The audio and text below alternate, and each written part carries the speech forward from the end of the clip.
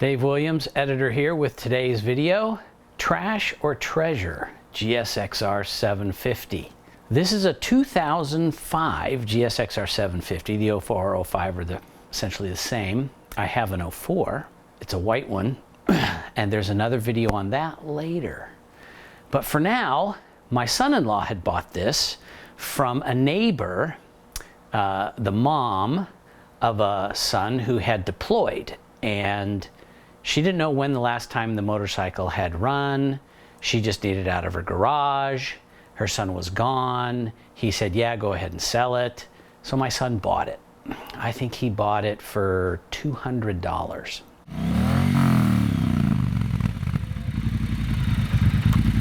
Then my son and daughter-in-law fell on some economic difficulties, changing jobs, blah, blah, blah, blah. So to help them out, I bought it for $400, doubled their money. That's the kind of dad I am. The question is, does it run? We know it hasn't been run for minimum 7 years, minimum. One thing to bear in mind about these late 2000 model bikes is they're incredibly capable machines even to this day, because chassis development really hasn't come along as well as tire development and the electronics packages. So chassis development kind of went like this, whereas tire development went like this and electronic development went like that. Today's Hypersport tires are the race tires from 8 years ago.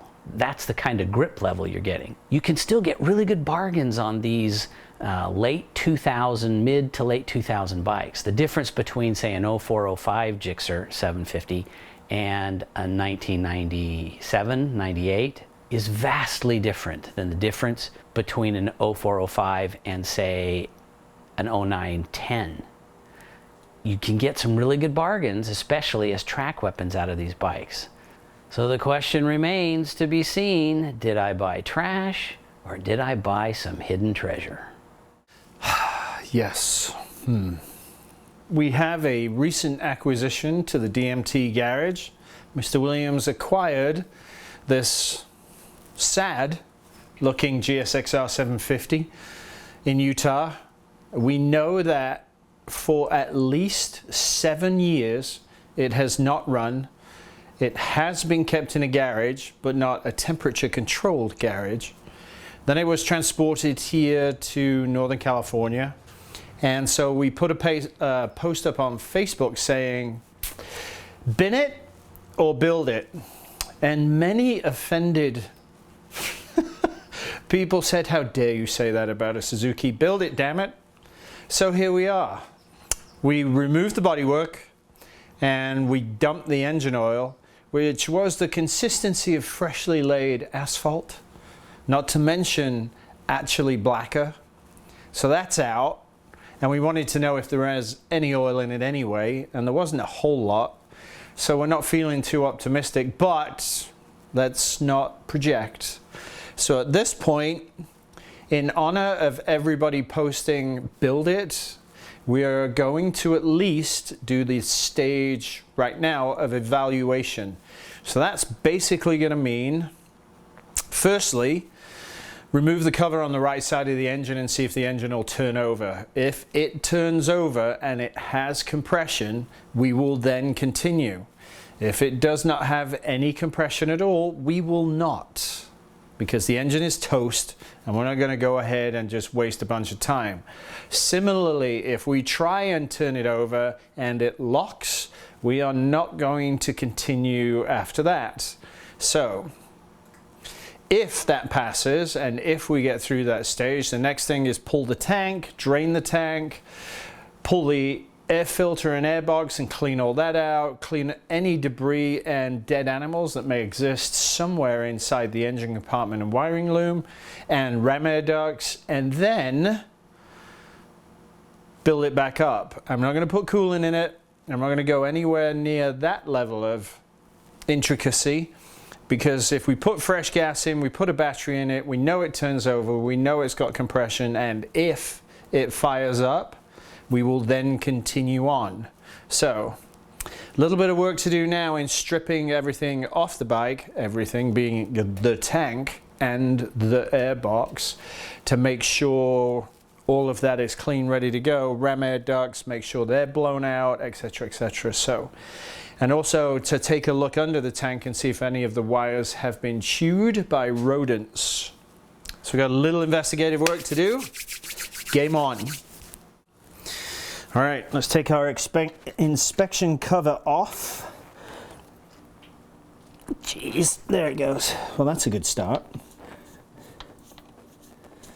So this will expose the end of the crank while it's there. No dirt, no debris, beautifully clean. Odds, given the condition of the oil. Now, we need our 14mm on the end of the crank. There we go. We are in neutral. We know that because we pushed it up on the bench. So I'm going to go both directions. Make sure the pistons move both ways. Yeah, okay. It's moving. That's moving pretty smoothly. Whoops, that's compression gone, so that's encouraging.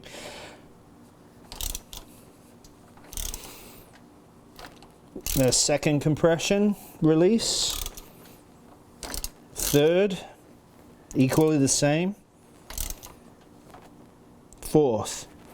Okay, so we got compression on all four. Let's put that back on. So we're done turning the motor over. So it works.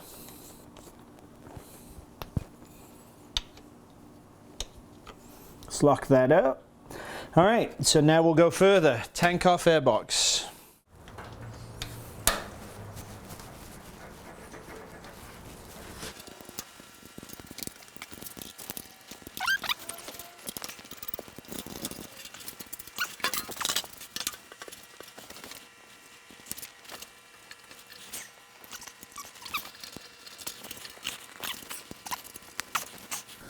He's trying to unplug the fuel line. Good God.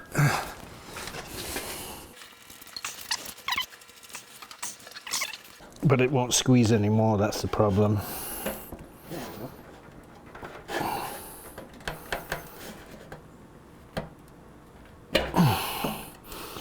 Okay.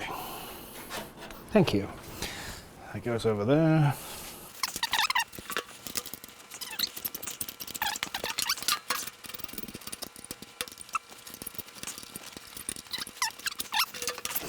What do we got left for connections? Those breathers. The two breather hoses. Come on. Try and get that one, Dave. I'll hold the tank.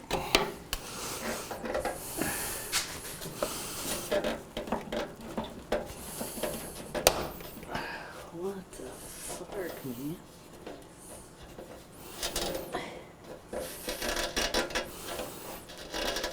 There we go. Those were on there.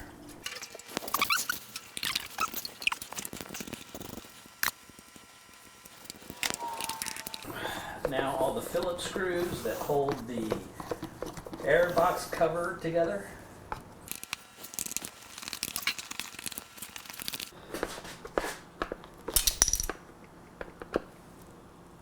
Fine. He dropped one.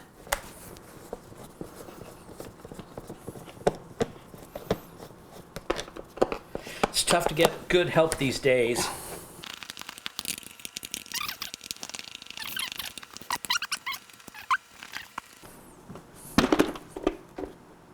There you go.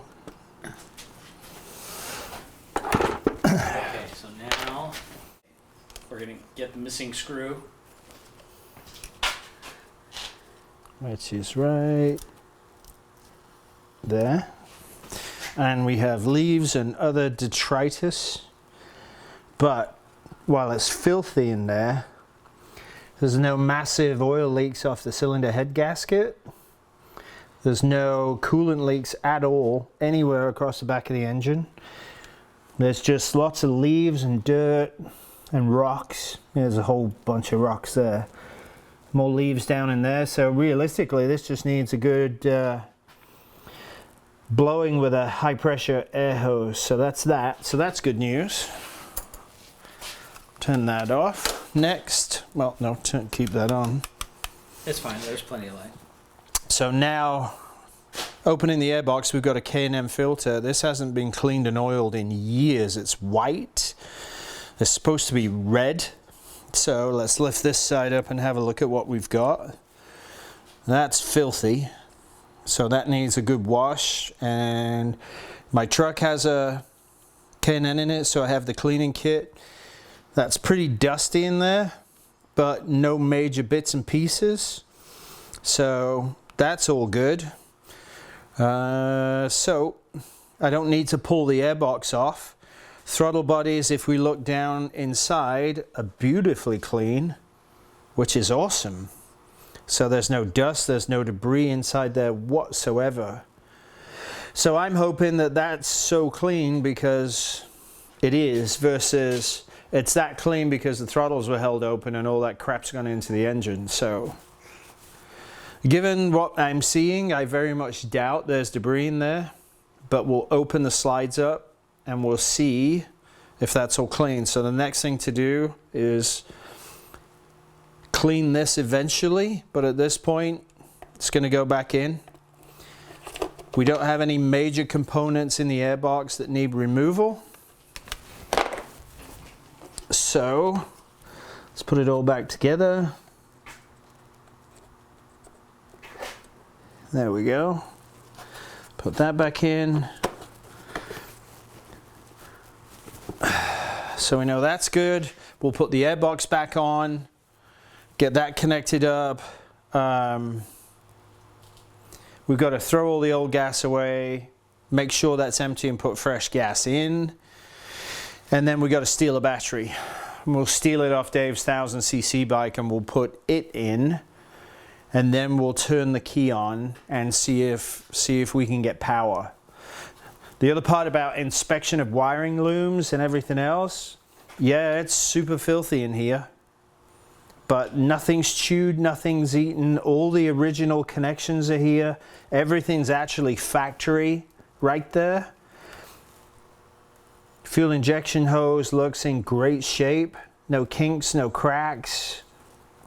From the tank, the breather hose here is that's all good.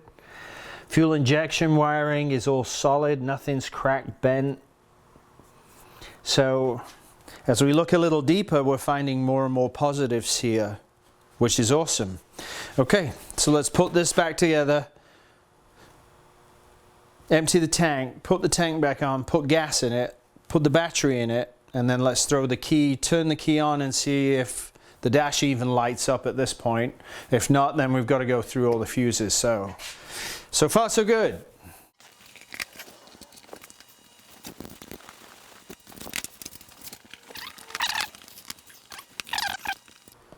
Always start with the center one first.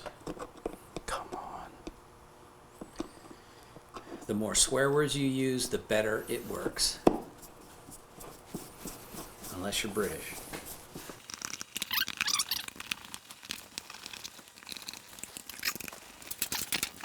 A little bit of graphite grease to go on the threads.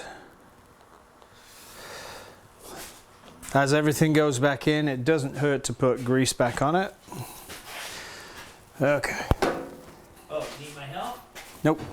All right now. You don't need me, Dave? Okay, 5 is on the table. Nope, it's in my back pocket. Not on the table, in his back pocket.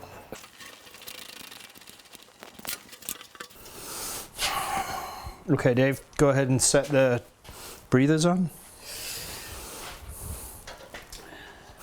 Small one in front, big one behind. That's right. The breather hoses are different sizes. They're idiot-proof. Can't screw that up.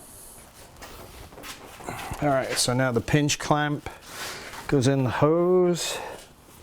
Fuel hose has that little pinch clamp in there. Brilliant design. It is so good.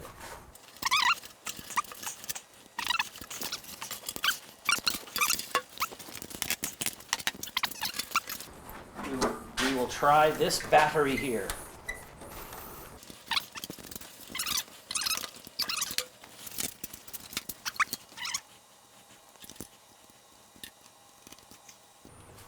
So, key is off, kill switch is off. So that Rama tube is actually free of debris.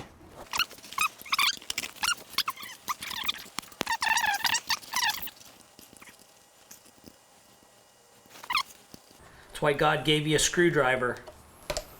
So this is the wrong battery because The it's battery's too short, so the pull won't fit on there. and it's But it'll work. it's hitting the wire from the ECU. So we're going to replace the battery because that's the wrong one.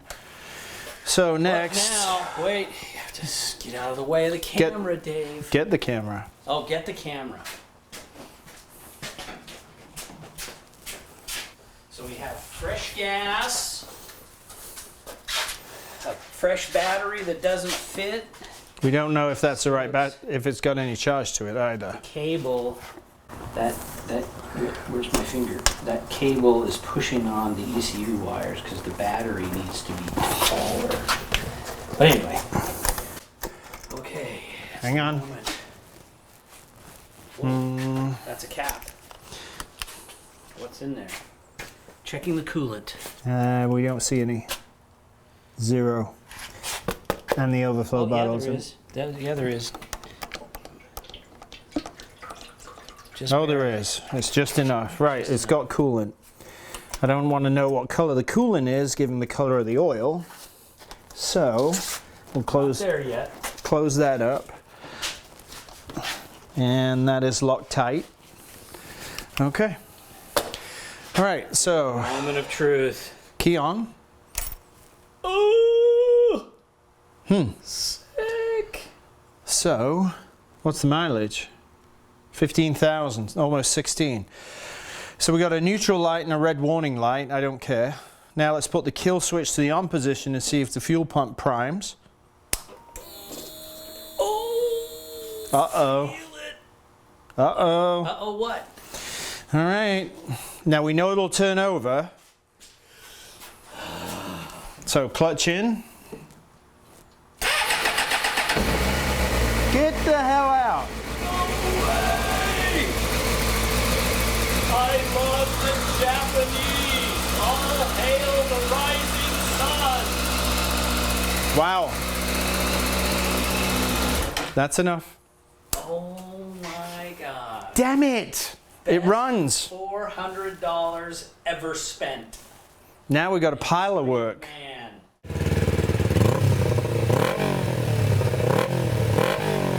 Now we have a ton of work to do. Damn it.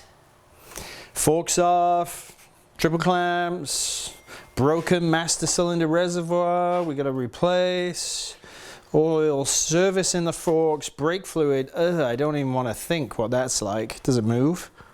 Yeah, it moves.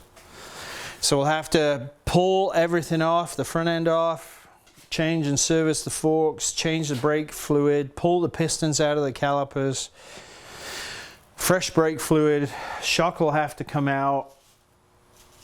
That'll have to get serviced. That's, God knows how old that is. The chain, well, Dave will show you the chain. That has absolutely seen better days. The rear tire is in actually not good shape at all with a massive flat spot, so it's got to get changed. The front tire has no tread on it whatsoever, so that's got to get changed. Look how jacked up that is. Somebody actually rode it like that. Can you believe that? So, the other part then is it runs. So the best thing to do now is we've got fresh gas, fresh oil. We need to heat cycle it outside a few times up to 210 degrees, maybe 215 for the fan to come on. Make sure the fan works. If that works, that's one less thing. All right, so if the fan comes on and the fan works, then we know all of the electrical is working fine. So then it's a case of, all right, strip everything Front brake lever has no pressure whatsoever, so that's a rebuild kit. So yeah, this is going to be now a ton of work. But we can put this to good use because we can do some testing with this bike. So it will become a DMT test vehicle and not for what you're thinking. We have some plans. Now that it works, that solidifies our plans, which is going to be very interesting for some tire performance reviews next year. So we'll just give you that hint. All right, Dave. Well spent 400 bucks, sir. Stunning. Over 7 years of doing nothing and 3 times over on the starter and away we go.